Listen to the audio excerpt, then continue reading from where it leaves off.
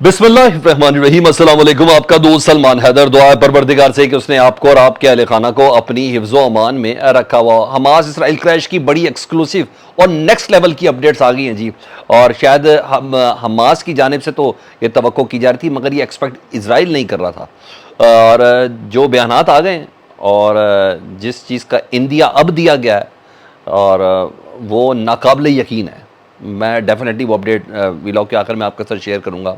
दीगर खबरों में जारी बात है हमारी वो खबर जिसका मैं क्रेडिट लेना चाहूँगा। और आपको बड़े अच्छे से याद है कि जब 3 दिन पहले ये इंटरव्यू रिकॉर्ड हुआ और मैंने कहा कि डॉन ने स्टैंड ले लिया है, तो मैंने आपको कहा था ये खबर मंडे को ये इंटरव्यू जरूर चलेगा सदाकत अब्बासी का, चाहे डॉन पे चले या ना चले। किसी भी सोशल मीडिया नेटवर्क पर सदाकत अब्बासी का वो इंटरव्यू ज़रूर आएगा। जी हाँ, इसको चलना ही चलना था। ठीक है जी, क्योंकि ये हो नहीं सकता कि उनकी रेड चैलेंज कोई कर सके, ये नहीं हो सकता था। तो सॉफ्टवेयर्स वगैरह ये सब चीज़ें बहुत अच्छे से अपडेट हो जाती हैं, और बिजनेसमैन तो बिजनेसमैन होता है। और फिर जी इंटरव्यू चल गया। कंटेंट वही था, मगर इस बार मेन टारगेट थोड़ा डिफरेंट था जी सदाकत अब्बासी साहब के इंटरव्यू में। वो मैं आपको बताया तो क्यों। और वो मेन टारगेट था बुशरा बीबी, इमरान खान साहब की जौजा साहिबा। जी हाँ, इससे पहले जितनी भी प्रेस कॉन्फ्रेंसिस हुई, इससे पहले जितने भी इंटरव्यूज़ हुए, इससे पहले जितने भी वीडियो बयानात आए जिसमें पाकिस्तान तहरीक इंसाफ के कायदीन ने पाकिस्तान तहरीक इंसाफ को छोड़ा, उसमें इमरान खान साहब को मुर्द इल्ज़ाम ठहराया, 9 मई के मुकदमेवार ठहराया, 9 मई का प्लानर ठहराया, सब कुछ ठहराया ना। मगर किसी ने भी बुशरा बीबी साहिबा का जिक्र इस तरह नहीं किया, बल्कि ये नहीं कहा कि बुशरा बीबी ने बाकायदा 2 दिन पहले जूम की मीटिंग ली थी। ये बात अभी तक नहीं की गई थी। तो मीटिंग ली थी, उन्होंने बताया कि इमरान खान साहब इन्हीं के मशवरों पर चले और फिर 9 मई का ये स्टेप उठाया गया। ठीक है, ये बड़ी हैरान कुन बात है कि इस बार सारा जितना ग्रज था ना, वो बुशरा बीबी के ऊपर है जी। मतलब मास्टरमाइंड बुशरा बीबी को डिक्लेयर करने की कोशिश हो रही है 9 मई का। ठीक है, अगर ये बात ना कोई बंदा वो करता जो जमान पार्क के बहुत करीब है, बहुत करीब है जमान पार्क में, इमरान खान के साथ ड्राइंग रूम में बैठा, हर प्रेस कॉन्फ्रेंस पे बैठा, इमरान खान साहब के ट्विटर अकाउंट्स को देख रहा होता, या इमरान खान साहब जो मीटिंग्स करते साफ या ज़्यादा इंटरनेशनल मीडिया से, वो इमरान उसकी मौजूदगी में इमरान खान साहब कर रहे होते ना, तो मुझे समझ आती थी कि जी हाँ ये बात सही है। या बुशरा बीबी के इतने क्लोज सर्कल के अंदर कोई बंदा ऐसा होता, वो ये बात करता कि बुशरा बीबी जूम मीटिंग्स लेती थी और बुशरा बीबी के मशवरों पर 9 मई का स्टेप उठाया गया, ये सब चीज़ें, तो मैं कहता हाँ यार ये सब चीज़ें थी। और या कोई ऐसा शख्स होता तो मुकम्मल यकीन किया जा सकता था। मगर कुछ डाउट्स हैं, बल्कि बहुत से डाउट्स हैं इस इंटरव्यू के अंदर जो मुझे आपसे बात करनी है। ये बात कर रहे हैं सदाकत अब्बासी साहब, जो फर्स्ट ईयर के भी नहीं, सेकंड ईयर के भी नहीं, थर्ड ईयर के पाकिस्तान तहरीक इंसाफ के रहनुमा हैं जी। और बाकी बातें वो कर रहे हैं, तो बाकी बातें रूटीन की थी। और मसलन उस्मान डार साहब वाली सारी बातें कि जी लॉन्ग मार्च जो किया गया था वो आर्मी चीफ की तैनाती रुकवाने के लिए किया था। अगर तैनाती नहीं रुकवानी थी तो कम अज़ कम फ़ौज को ना एक टेबल के ऊपर लेके आना था मुज़ाकरात की, क्या आने वाले दिनों में इमरान खान साहब का रास्ता खुल सके। तो ये उन्होंने बोला, और साथ साथ उन्होंने बोला कि हाँ इमरान खान साहब से मिस कैलकुलेशन हुई थी। और दूसरी बड़ी बात उन्होंने जो बोली, और वही स्क्रिप्ट आमतौर उस्मान डार वाला ही था इस बारी, और उन्होंने बोला कि मुराद सईद, शीरी मज़ारी, शहबाज गिल ने रियासत मुखालिफ बयानिया इमरान खान के जहन में डाला था।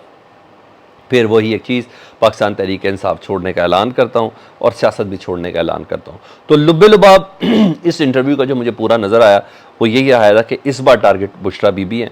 और बज़ाहिर सारी बात सबको लगा रहा है कि इमरान खान सबको फिक्स कर दिया गया है, 9 मई वाला केस, सैफर केस तैयार है, तो मवाद इकट्ठा कर लिया गया है, तो अब असल टारगेट बुशरा बीबी है। और क्योंकि सबको ये लग रहा है अगर कड़ियाँ जोड़ी जाएँ, मोहम्मद अली दुरानी साहब की भी और ये सब चीज़ें कि जेल में मुलाकात और पैगामात वाली भी, आरिफ अलवी से मुलाकात और पाकिस्तान तहरीक इंसाफ की के ग्रुप से जो मुलाकात हुई थी मोहम्मद अली दुरानी साहब की, अगर जोड़ी जाए तो पता चलता है कि जी कि एक बड़ी कंसील कोई कोर कमेटी है जिसका इजलास जो है ना वो बुशरा बीबी बुलाती है, जो खबरें चल रही हैं जी। और पार्टी को क़यादत करने के लिए बुशरा बीबी पूरे मेरिट पर है, और उन्हें गिरफ़्तार करना किसी मुकदमे में बहुत ज़रूरी है, और उन्हें गिरफ़्तार करने के लिए बुशरा बीबी मेरिट पर हैं। ठीक है जी, तो उनको गिरफ़्तार किया जा सकता है, ये भी मैं आपको फोर्स ही कर रहा हूँ। जिस तरह मैंने आपको बताया था कि पीर का रोज़ ये इंटरव्यू चलेगा और वो चल गया, इस तरह मैं आपको ये भी फोर्स ही कर रहा हूँ कि नेक्स्ट निशाना बुशरा बीबी है जिनको गिरफ़्तार करना है, ताकि इनको ऐसा लगे कि पाकिस्तान तहरीक इंसाफ मुकम्मल तौर पर माजूर और अपाहज हो चुकी है। उधर इमरान खान साहब के वकला के ऊपर जहाँ दीगर चीज़ें हो रही थी, तो कुछ तो गायब भी कर दिए गए। लेकिन अब इमरान खान साहब के एक वकील हैं, बड़ा एग्रेसिव स्टांस रखते हैं, शेर अफजल मरवत जी हाँ, रात को उनको निशाना बनाया गया और रावलपिंडी डेवलपमेंट अथॉरिटी जी, उन्होंने उनके घर और फार्म हाउस को मस्मार कर दिया। है ना कितनी मज़ेदार बात। और ये पाकिस्तान की सियासत का चलन है, ये चलन है, मुखालिफ के घर को मस्मार कर दिया जाए। शेख रशीद साहब आप देख लें, उसको घर बदर कर दिया जाए, कहीं उकाब डाल दिया जाए, कहीं कलाशनकोव डाल दी जाए, कहीं दुश्मन में घर मस्मार कर दिया जाए। तो शेर अफजल न्याजी के घर और फार्म हाउस को मस्मार किया गया है। पहले अफनानुल्लाह वाला मुकदमा उनके ऊपर दर्ज कराया था, कुछ नहीं बिगाड़ सके। अफनानुल्लाह खुद इतने तगड़े हैं जी, वो कुछ नहीं कर सके क्योंकि ये वकील साहब हैं। तो वकील साहब उन्होंने अपनी ज़मानतें करा ली। अब ये हरबा इस्तेमाल किया गया है और मसला यही है जो शेर अफजल मरवत का है कि वो बोलता है, इमरान खान का बयानिया बोलता है, ना सिर्फ इमरान खान के बयानी की तर्जुमानी करता है, बहुत मौसर तरीके से वो तर्जुमानी करता है। और इस वक्त हुकूमत के लिए मसला तो है ये शेर अफजल मरवत, तो इसलिए इस साहब को सबक सिखाना बहुत ज़्यादा ज़रूरी है। दूसरा, आज का कट नज़र तो प्रैक्टिस एंड प्रोसीजरल बिल जो है, जो सुप्रीम कोर्ट में समाअत है, जिसका फुल कोर्ट हो रहा है, टीवी पे सब लोग देखते हैं, उसका आज आखिरी दिन है। आज उसके आखिरी दिन समाअत होगी। कल हो जानी थी उसको फाइनल, कल ही हो जाता, लेकिन 2 जज थे ना, जस्टिस एजाजुल हसन और जस्टिस मुनीब अख्तर, उन्होंने खुल करना इसकी इम्प्लीमेंटेशन के ख़िलाफ़ ना बड़े मंतकी दलाल दिए, जिसकी बिना पर काजी फायज़ साहब ना कल फैसला नहीं कर सके। और आज समाअत मुकम्मल होगी। हो सकता है फैसला सुनाया जाए, लेकिन मुझे नहीं लगता कि ये सुनाया जा सकेगा। फैसला महफूज हो सकता है क्योंकि सबको शॉर्ट ऑर्डर तो कोई ना कोई दिया जा सकता है और ये फैसला जल्द सामने भी आ जाएगा। और ये फैसला जितना जल्दी सामने आए, पाकिस्तान तहरीक इंसाफ के लिए फ़ायदे की बात है। ये भी मैं आपको बता दूँ, क्योंकि पाकिस्तान तहरीक इंसाफ को बहुत सी चीज़ें इससे बेहतर हो जाएंगी, क्योंकि इसके फ़ैसले सुनाने तक के लिए ना काजी फायज़ साहब बहुत से केसेस नहीं सुन रहे, बहुत से प्राइम केसेस नहीं सुन रहे, क्योंकि काजी फायज़ साहब टेकअप नहीं कर रहे वो केसेस।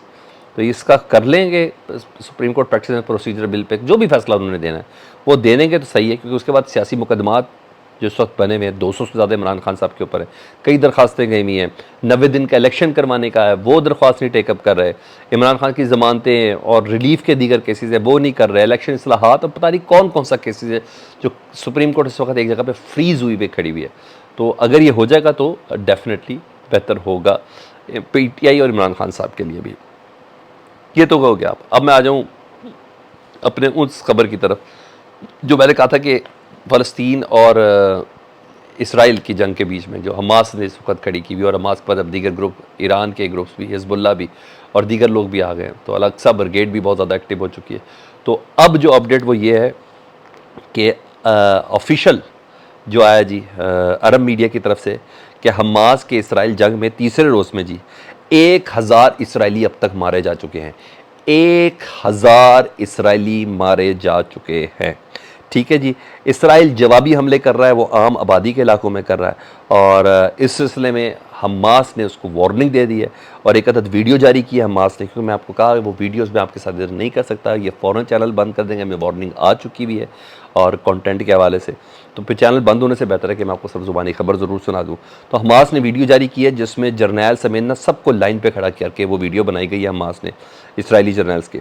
और उन्होंने कहा अगर अब इसराइली हमलों में सिविलियन शहादतें हुई, हमास ने वीडियो जारी करते हुए कहा कि अगर अब इसराइली हमलों में सिविलियन शहादतें हुई तो हर मौत के बदले एक फ़ौजी कत्ल किया जाएगा। अब इसराइली फ़ौजियों को कत्ल करेंगे हम अगर अब हमारी सिविलियन को निशाना बनाया गया। बहुत बड़ी धमकी है जी, और इसकी वीडियो भी जारी की है। इसके अलावा उन्होंने कहा अब हमारे पास कोई चारा, बड़े अफसोस के साथ उन्होंने कहा है हमास ने कि इसके अलावा अब हमारे पास किसी किस्म का कोई चारा नहीं है। ठीक है जी। जिस वक्त मैं आपसे बात कर रहा हूँ, लबनानी सरजमीन से इसराइली इलाकों पर फायरिंग हुई है तो 3 फ़ौजी ज़ख्मी हुए हैं, ये भी अरब मीडिया रिपोर्ट कर रहा है। और जवाब में सुना है हिजबुल्ला का एक कमांडर है वो शहीद हुआ है। और इसराइली फ़ौज की लबनानी सरहद के रिहायशियों को पनाह गाहों में जाने की हिदायत की है, ये भी अरब मीडिया कोट कर रहा है। ईरान ने कहा है कि अगर इसराइल ने कोई अहमकाना कार्रवाई की तो तबाहकुन जवाब दिया जाएगा। ये बड़ी अहम स्टेटमेंट है। उधर तुर्की ने अमेरिका को खबरदार किया कि अगर तुम इसराइल जंग में शामिल हुए तो फिर हम मजबूर होंगे फ़लस्तीन के दिफा के लिए, तो फास्टन योर सीट बेल्ट। ये तुर्की ने बाकायदा तौर पर अमेरिका को ये धमकी दी है। तो ये अपडेट्स हैं। लग रहा है कि ये जंग किसी अंजाम को पहुँचेगी, ये जंग किसी नतायज को पहुँचेगी। आपको क्या लगता है? कमेंट सेक्शन में ज़रूर बताइएगा। अपना बहुत ख्याल रखें। अल्लाहुम्मा सल्ली अला मुहम्मद व आले मुहम्मद।